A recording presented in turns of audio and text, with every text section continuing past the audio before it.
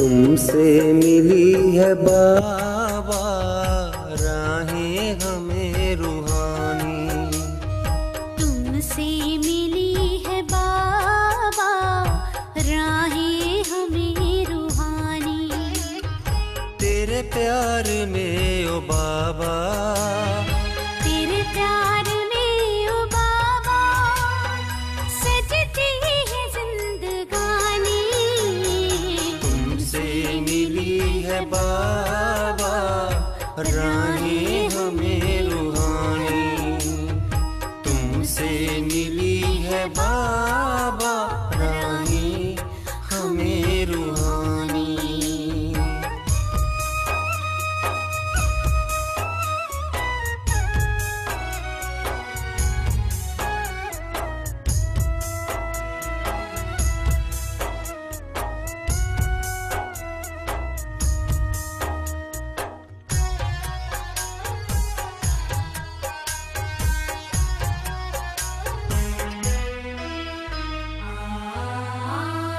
जीवन हमारा तुमने संवारा, तुमसे ही पाया हमने सहारा।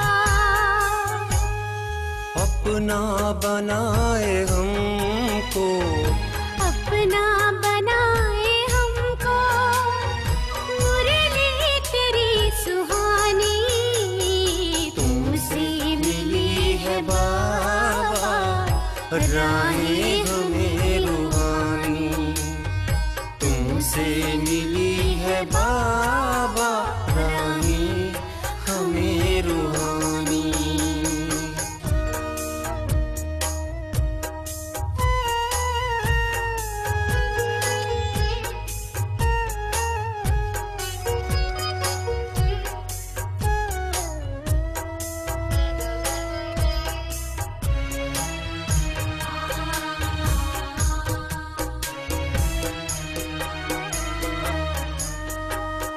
संगम का आया मौसम प्यारा, फिर खिल गया है गुलशन हमारा। हर फूल दे के खुशबू, हर फूल दे के खुशबू, कहता तेरी कहानी। तुमसे मिली है बाबा राहें हमें रूहानी, तुमसे मिली है बाबा राहें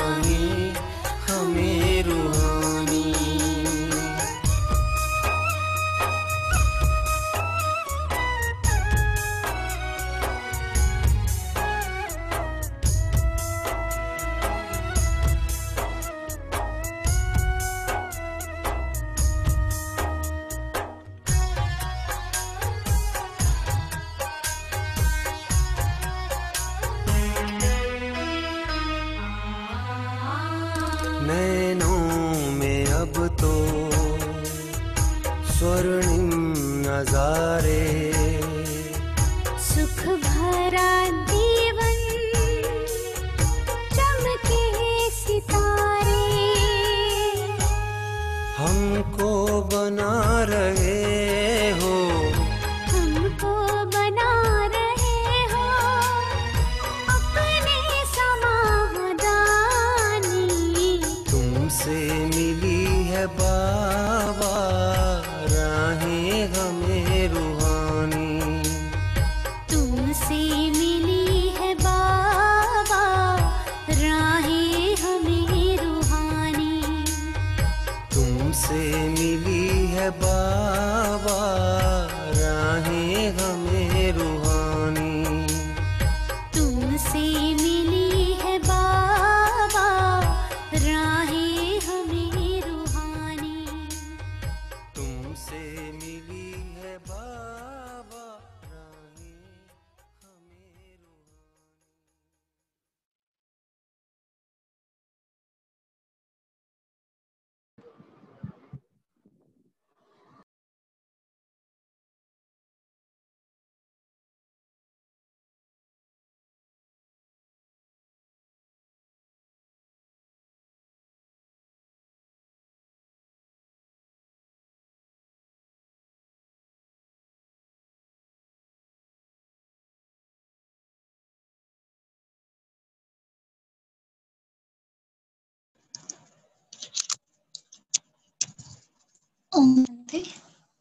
वॉइस आ रही है?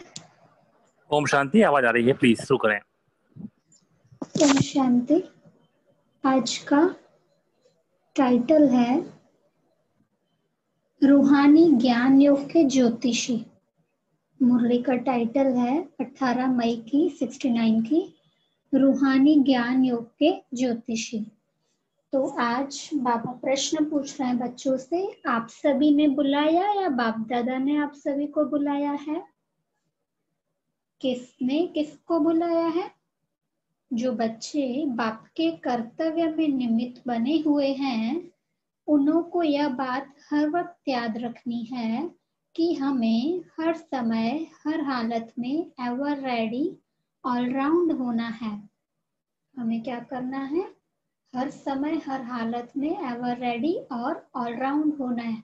कभी भी बाबा इशारा देवे कि यहाँ आ जाओ, मधुबन में आ जाओ या यहाँ आ जाओ, तो उसके लिए हमेशा एवर रेडी और ऑलराउंड होना है। अगर ये दो बातें सभी में आ जाए तो सर्विस का सबूत श्रेष्ठ निकल सकता है। लेकिन नंबरवार पुरुषार्थ अनुसार यह बातें हैं।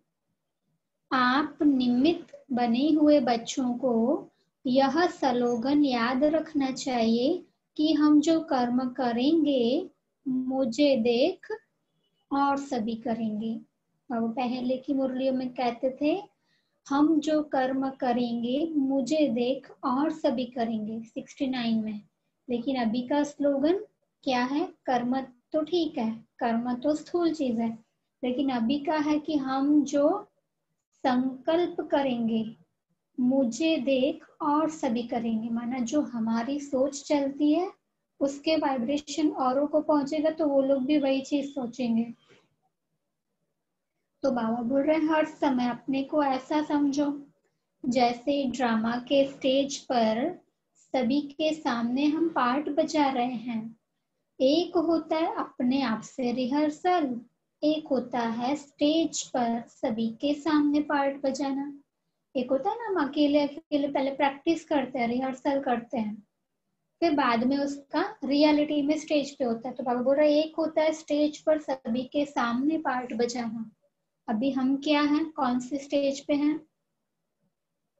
अभी हम रियल में स्टेज पर सभी के सामने पार्ट बजा रहे हैं, पूरी दुनिया हमें देख रही है। तो बाबा बोल रहे तो स्टेज पर एक्ट करने वाले का अपने ऊपर कितना ध्यान रहता है? एक एक एक्ट पर हर समय अटेंशन रहता है, हाथों पर, पाँवों पर, आंखों पर, सभी पर ध्यान रहता है। ये बाबा स्थूल बातें बोल रहे हैं कि स्टेज पर जो पार्ट प्ले करते हैं उनका कितना अटेंशन रहता है हाथों पर, पाँवों पर, आंखों पर। तो वैसे ही हमारा इन स्थूल आंखों, हाथों और पांव पर तो होना चाहिए, लेकिन सूक्ष्म में हमारे मन पर भी हमारा अटेंशन होना चाहिए। तो बाबा बोल रहे हैं अगर कोई भी बात नीचे ऊपर होती है तो एक्टर के एक्ट में शोभा नहीं देती। तो ऐसे अपने को समझकर चलना है। 3 मिनट का रिकॉर्ड जब भरते हैं तो कितना ध्यान देते हैं? जो 3 मिनट का रिकॉर्ड होता है ना, मतलब पहले तो कैसेट में भरते थे ना, वो राउंड राउंड होती थी, रील भरते थे, तो बाबा बोल रहे हैं उसमें कितना ध्यान देते हैं। तो बाबा क्या बोल रहे हैं, वो स्थूल चीज है कैसेट वगैरह बनाना, लेकिन बाबा बोल रहे हैं आप सभी भी अपने 21 जन्मों का रिकॉर्ड भर रहे हो, तो भरते समय बहुत ध्यान रखना है। अभी हम आत्मा में क्या कर रहे हैं, 21 जन्मों का पार्ट प्ले करने के लिए रिकॉर्डिंग कर रहे हैं। तो बाबा बोल रहे रिकॉर्ड में जरा भी नीचे ऊपर हो जाता है तो वह रिकॉर्ड हमेशा के लिए रद्दी हो जाता है। स्कूल में भी जो होता है, अगर मिस्टेक हो गई तो वो क्या हो जाता है, रद्दी हो जाता है। तुम्हारा भी 21 जन्मों के लिए सत्युगी राजधानी का जो रिकॉर्ड बनता है तो वह रद्द ना हो जाए, उसमें तो रद्दी हो जाता है। लेकिन बाबा बोल रहे कि अगर हम उस पर ध्यान ना दे रिकॉर्ड पर तो ऐसा ना हो, उसमें तो रद्दी हो जाता है भरने के बाद, लेकिन अगर हमने यहाँ ध्यान नहीं दिया तो यहाँ क्या होगा, रद्दी नहीं होगा, लेकिन यहाँ तो हम सत्युग में आने से ही कैंसिल हो जाएंगे, त्रेता में आना पड़ेगा। तो बाबा बोल रहे वह रद्द ना हो जाए, कैंसिल ना हो जाए। रद्द हुआ तो फिर दूर हो जाता है। दूर हो जाते माना किससे दूर होता है, 21 जन्मों में तो जो 8 जन्म की मतलब एक जन्म तो संगम युग का, बाकी 20 जन्म तो 8 सत्युग के। तो अगर त्रेता में गए तो 8 जन्मों से दूर हो गए। तो यह सोचना चाहिए हमारे हर कर्म के ऊपर सभी की आंख है। अभी आप जैसे ही बाबा के बने ना, आपके ऊपर सबकी नजर होती है, दुनिया वालों की। अरे ये तो ब्रह्मा कुमारी इसमें जाते हैं, देखो ये कैसे करते हैं। सही कर रहे हैं तो बहुत प्रेज करेंगे, लेकिन अगर आपने कुछ भी गलत कर लिया तो लोग कहेंगे अरे देखो ये तो ब्रह्मा कुमारी इसमें जाते हैं, कैसा काम करते हैं, कितना गलत करते हैं। तो बाबा बोल रहे हैं हमारे हर कर्म के ऊपर सभी की आंख है। एक्टर्स जब देखते हैं, हमको सभी देख रहे हैं तो खास अटेंशन रहता है। कोई देखने वाला नहीं होता है तो क्या होता है, तो अलबेलापन रहता है। तो हमेशा समझना चाहिए हम भले अकेलेपन में कुछ करते तो भी सृष्टि के सामने हैं। हम भले अकेलेपन में कुछ करते तो भी सृष्टि के सामने हैं। सारी सृष्टि की आत्माएं चारों ओर से हमें देख रही है। क्या बाबा बोल रहे हैं, सारी सृष्टि की आत्माएं चारों ओर से हमें देख रही है। अगर एक एक फूल ऐसा संपूर्ण और सुंदर हो जाए तो इस बगीचे की खुशबू कितनी फैल जाती। अगर फूल में ना, हर एक आत्मा में, आत्मा चैतन्य फूल, तो एक एक फूल ऐसा संपूर्ण और सुंदर हो जाए तो इस बगीचे की खुशबू कितनी फैल जाती। लेकिन क्यों नहीं फैलती, बाबा पूछ रहे क्यों नहीं फैलती, उसका कारण क्या।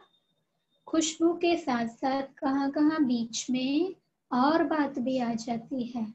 भले खुशबू कितनी हो, लेकिन खुशबू से भी जल्दी फैलने वाली बदबू होती है। खुशबू चाहे कितनी भी हो, अभी यहाँ 100 फूल हो, लेकिन बदबू की प्रभाव इतना होता है कि 5 कोई छोटी सी चीजों में से बदबू आ रही होगी ना, तो बदबू भी खुशबू को मतलब फैलने में विघ्न डालती है। तो बाबा बोल रहे खुशबू से भी जल्दी फैलने वाली बदबू होती है। तो बाबा बोल रहे तो जो जरा भी बात सारी खुशबू को समाप्त कर देती है। रियल में तो ऐसे बोलते कि बहुत बदबू आ रही हो तो वहां पे एक अगरबत्ती जला लो तो बदबू समाप्त हो जाए, ऐसा बोलते हैं। लेकिन बाबा बोल रहे जो जरा सी बात सारी खुशबू को समाप्त कर देती है। मैंने बाबा यहाँ खुशबू तो ठीक है, खुशबू तो एक एग्जाम्पल है, लेकिन बाबा का कहने का भाव ये है कि हमारे अंदर 100 क्वालिटीज होती है, लेकिन अगर 5 कमियां होंगी ना तो लोगों की नजर उन 5 कमियों पे होगी और वो 5 कमियां 100 क्वालिटीज को खत्म कर देती है। तो बाबा बोल रहे अविनाशी खुशबू जिसको सदा गुलाब कहते हैं, सदा गुलाब कहते हैं। एक होता है सदा गुलाब, दूसरा होता है गुलाब, तीसरा होता है रूहे गुलाब। पहला नंबर है रूहे गुलाब। माना बाबा देखो 3 क्वालिटी के गुलाब बता रहे, सदा गुलाब, दूसरा गुलाब, तीसरा रूहे गुलाब। तो बाबा उसमें बोल रहे पहला नंबर है रूहे गुलाब। इसलिए इस मुरली के ऊपर से ये गीत था, तुमसे मिली है बाबा हमें राहें, बाबा राहें हमें रूहानी। तो बाबा क्या है? रूहों का पिता। तो हम आत्माएं रूह है, तो बाबा से हमें क्या मिल रहा है? रूहानी राहें। तो देखो बाबा बोल रहे पहला नंबर है रूहे गुलाब। वह रूह की स्थिति में रहता है, रूह माना आत्मिक स्थिति में रहता है, और रूहानी रूह के हमेशा नजदीक है। रूहानी रूह माना शिव बाबा के हमेशा नजदीक है, ऐसे हैं रूहे गुलाब। और दूसरी क्वालिटी जो है वह फिर सर्विस में बहुत अच्छे रहते हैं, बाकी रूहानी स्थिति में कमी है। दूसरे नंबर के जो है वह सर्विस में, सेवा में बहुत अच्छे हैं, लेकिन रूहानी स्थिति माना शिव बाबा के हमेशा नजदीक नहीं रहते, उसमें कमी है। सर्विस में, धारणा में अच्छा है, संस्कार शीतल है। खुद अपने को क्या समझते हो? बाबा पूछ रहे हैं खुद अपने को क्या समझते हो, किस नंबर का फूल समझते हो, ऐसा बाबा पूछ रहे हैं। कांटे तो यहाँ हो भी न सके, हैं तो सभी गुलाब, लेकिन गुलाब में भी फर्क है। जो रूहे गुलाब होंगे, बाबा पूछ रहे हैं, जो रूहे गुलाब होंगे उनकी निशानी क्या होगी? पूछ रहे हैं बाबा क्या होगी उनकी निशानी? आप लोगों को मस्तक की रेखा,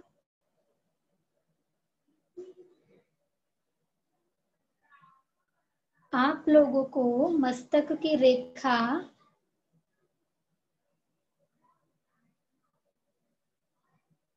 परखने आती है? पूछ रहे बाबा आप लोगों को मस्तक की रेखा परखने आती है? किसी का भ्रुकुटी देखो और उस आत्मा की परख कर लो, ऐसा हुआ है?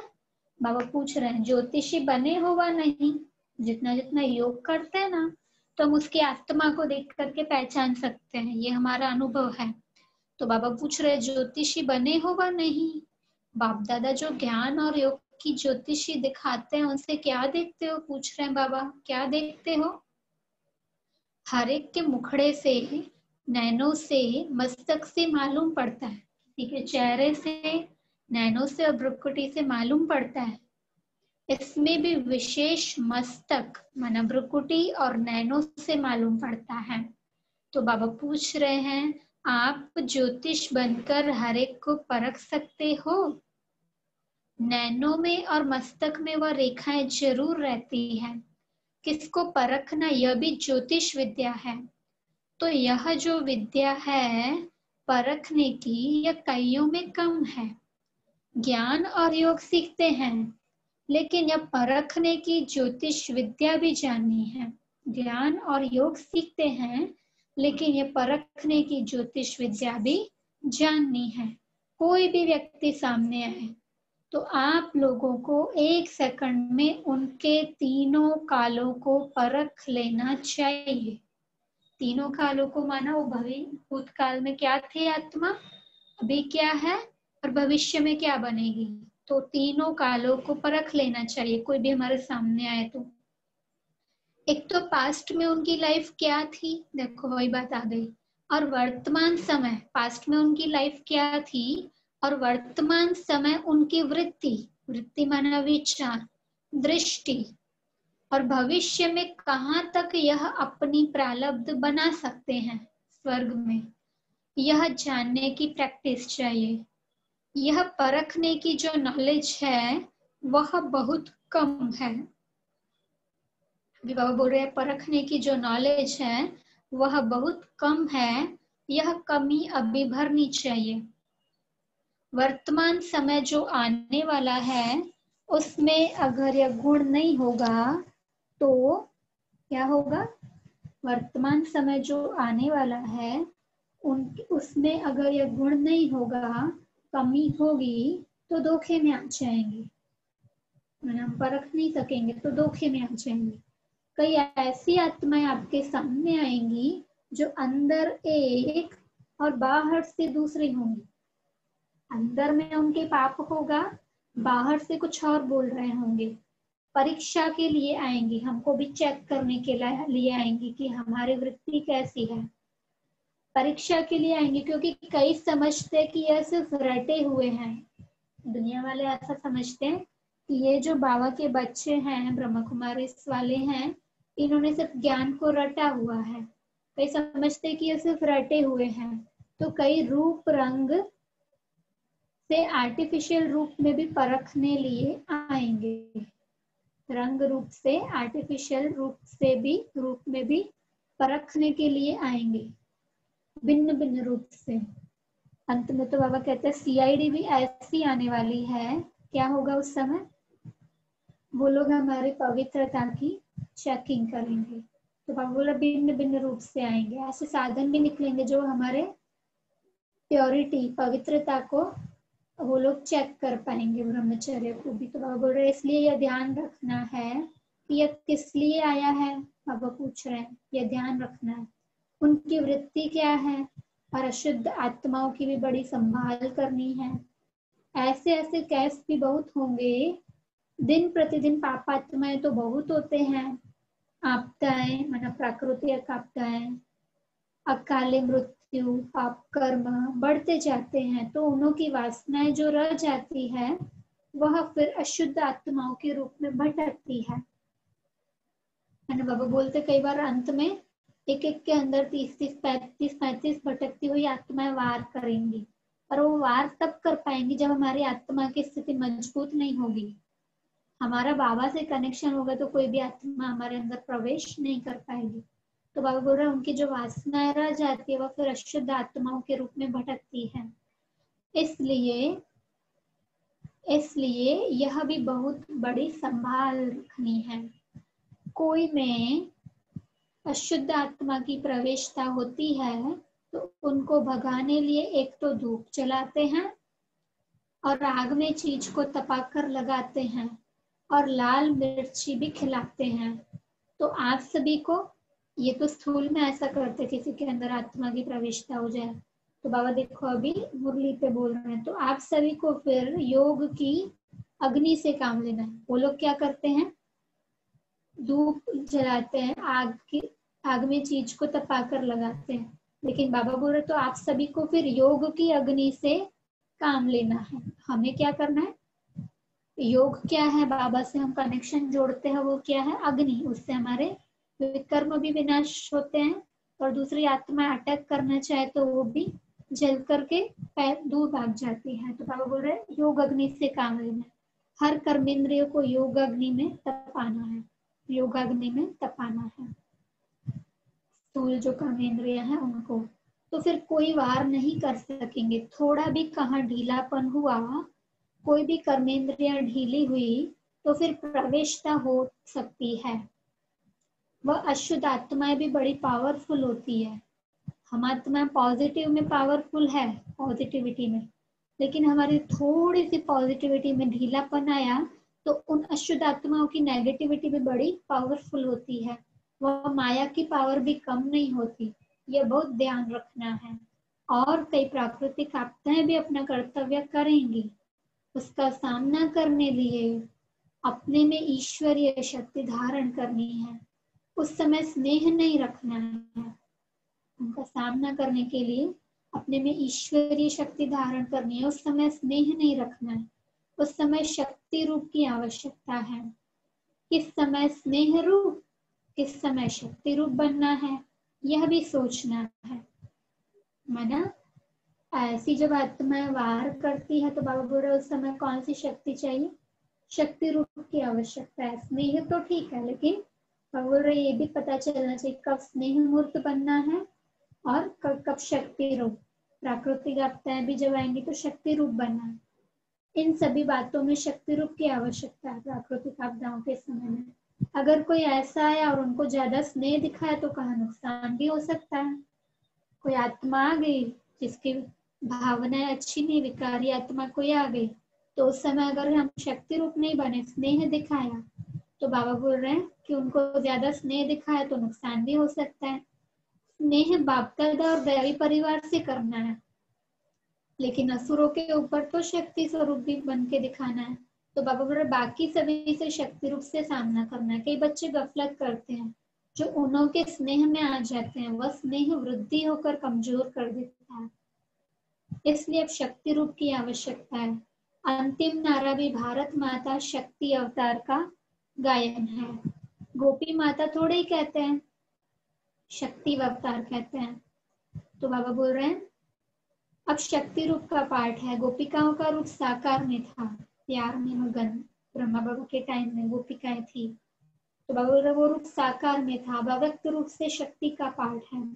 हर एक जब अपने शक्ति रूप में स्थित होंगे तो इतने सभी की शक्ति मिलाकर कमाल कर दिखाएगी। यादगार रूप में अंतिम चित्र कौन सा दिखाया हुआ है, बाबा पूछ रहे हैं। यादगार रूप में शक्ति रूप का कौन सा चित्र दिखाया हुआ है, अंतिम चित्र? तो बाबा बोल रहे पहाड़ को अंगुली देने का। आप लोगों ने भक्ति में भी देखा होगा, श्री कृष्ण ने पहाड़ उठाया तो सारी गोपियों ने एक अंगुली दी थी। तो ये किसकी निशानी है? सहयोग की शक्ति की निशानी है। तो बाबा अभी कलयुगी पहाड़ को उठा करके, हटा करके सत्युगी नई सृष्टि की स्थापना करना चाहते हैं। तो बाबा हमसे पवित्रता की एक अंगुली का सहयोग मांग रहे हैं। तो बाबा बोल रहे यादगार के रूप में, शक्ति के यादगार के रूप में अंतिम चित्र कौन सा है? पहाड़ को अंगुली देने का। अंगुली ये शक्ति की देनी है। हम एक अंगुली देते माने अपनी शक्ति लगाते हैं उस कार्य में। इससे ही कलयुगी पहाड़ खत्म होगा। इसमें हर एक की अंगुली की दरकार है। अभी वह अंगुली पूरी रीति नहीं है। बाबा बोल रहे हैं अभी वह अंगुली पूरी रीति नहीं है, माने बाबा को हमने पूरी रीति सहयोग नहीं दिया है। उठाते जरूर है, परंतु देखो बाबा क्या बोल रहे हैं, उंगली तो उठाते जरूर है, परंतु कोई की कभी सीधी उंगली, कोई की सीधी कभी टेढ़ी हो जाती है। बट टेढ़ी उंगली पे पहाड़ नहीं उठ सकता। तो बाबा बोल रहे कभी टेढ़ी कभी सीधी होती है। जब पूरी अंगुली होगी तब प्रभाव निकलेगा। एक जैसे अंगुली देनी है, सभी की सीधी अंगुली होनी चाहिए, एक जैसे अंगुली देनी चाहिए। इस कलयुगी पहाड़ को जल्दी अंगुली देकर फिर सत्युगी दुनिया को लाना है। इस कलयुगी पहाड़ को जल्दी अंगुली देकर फिर सत्युगी दुनिया को लाना है। साकार के साथ स्नेह है तो जल्दी जल्दी इस पुरानी दुनिया से चलने की तैयारी कर। साकार के साथ स्नेह है तो जल्दी जल्दी इस पुरानी दुनिया से चलने की तैयारी करो। आप कहेंगे अभी सर्विस कहाँ हुई है, लेकिन सर्विस भी किसके लिए रुकी है? बाबा पूछ रहे हैं। आप कहेंगे कि अभी सर्विस कहाँ हुई है, लेकिन सर्विस भी किसके लिए रुकी है? पूछ रहे हैं बाबा। अगर आप हर एक शक्ति रूप में स्थित हो जाओ तो आपके जो भूले भटके भक्त है, न चाहते भी चकमक, चकमक सिंधी शब्द है। बाबा बोल रहे न चाहते भी चकमक अर्थात चुंबक के आगे आ जाएंगे, देरी नहीं लगेगी। बाबा बोल रहे हर एक शक्ति रूप में स्थित हो जाओ तो आपके जो भूले भटके भक्त है वो न चाहते हुए भी चुंबक की तरह हमारे सामने आएंगी, हमसे ज्ञान सुन करके वो बाबा से कनेक्ट होंगी, देरी नहीं लगेगी। अच्छा, मुरली यहाँ पर पूरी हो रही है, 2 मिनट बाकी है, तो हम 1-2 पॉइंट्स रिपीट कर लेते हैं, बाकी की मुरली हम कल लेंगे। तो बाबा ने क्या बताया? टाइटल बताया रूहानी ज्ञान योग के ज्योतिषी। क्या है? रूहानी ज्ञान योग के ज्योतिषी। रूहानी मतलब मैं आत्मा, ज्ञान और योग के आधार पर ज्योतिषी बनती हूँ। कैसे? तो बाबा बोल रहे हैं कि अगर हमारी आत्मा की स्थिति ऊंची है तो हमारे सामने कोई आत्मा आएगी तो उसका चेहरा या तो उसकी आंखें या तो उसका मस्तक देखकर आप उनके तीनों कालों को जान सकते हो। तीनों काल माना बाबा कह रहे थे उसके भूतकाल को, और दूसरा वर्तमान में उसकी वृत्ति, दृष्टि, यह सब कैसी है वो आप देख सकते हो। फिर बाबा ने एक और चीज बताई कि अभी हमें कौन सा स्लोगन याद रखना है। अव्यक्त के हिसाब से तो बाबा ने कहा जो कर्म हम करेंगे हमें देखकर, मुझे देखकर और सभी करेंगे, लेकिन अभी के समय के हिसाब से और भी एक सूक्ष्म बात आ जाती है, जो कर्म मैं करूंगा मुझे देखकर, जो संकल्प मैं करूंगा वो मुझे देखकर और करेंगे।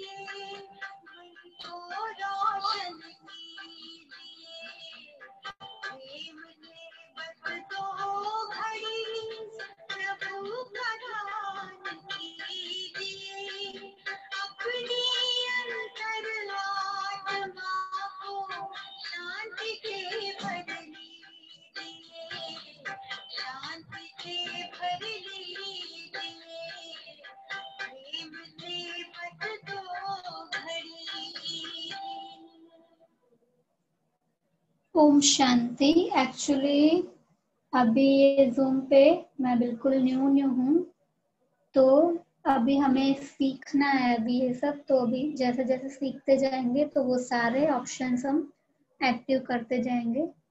तब तक आप थोड़ा पेशेंस बनाए रखना। तो मैं बिल्कुल पेशेंस बनाए रखा हूँ, लेकिन क्या है, मुझे फिर डिस्टर्ब होता है ना, जैसे आप पढ़ रहे हैं तो हम इंडिकेट कर सकते हैं, हैंड रेज कर सकते हैं, या तो ये मुश्किल होता है कि फिर अनम्यूट करके फिर आपको डिस्टर्ब करूँ थोड़ा सा। I don't want this. नहीं नहीं, आप अकेले पार्टिसिपेंट है तो आप भी अनम्यूट कभी भी कर सकते हो। ज्यादा पार्टिसिपेंट्स होते हैं ना तो अनम्यूट करने में वो बैकग्राउंड नहीं, डिस्टर्बेंस एक होती फ्लो है। टूट जाता है ना, जैसे आप बिल्कुल कंसंट्रेट होते हो, एकाग्र होते हो, फिर हम वो अनम्यूट कर रहे हैं, फिर आप सुनो, फिर आप लो आए, तो फिर थोड़ा सा मजा नहीं आता, मतलब तो ये तरीका नहीं है। खैर चलो ठीक है, नो प्रॉब्लम, बिल्कुल। नहीं, वो धीरे धीरे एक्टिव करेंगे, अभी मुझे इतना नॉलेज नहीं है। और चाहे हो फर्स्ट जाएगा दूसरा। ना, काफी है आपको, बाबा हाँ बड़ी जी, हाँ कृपा है जी। आपके ऊपर। बड़ा अच्छा आपने पढ़ा, बहुत अच्छा लगा। ठीक है, ठीक है। बिल्कुल। हाँ जी। Okay, good. अभी मीटिंग एंड करें, आपको कुछ कहना है या योग करना है? थोड़ा योग कर लेते हैं, फिर उसके बाद अब योग करा दो, फिर हम निकल जाएंगे हाँ अपने जी, मीटिंग के लिए। हाँ जी। मैं कुछ और मतलब प्ले कर देती हूँ इसमें। प्लीज, छोटा सा, थोड़ा शॉर्ट में। हाँ हाँ, शॉर्ट एक सॉन्ग हम प्ले करते हैं, सुंदर सा।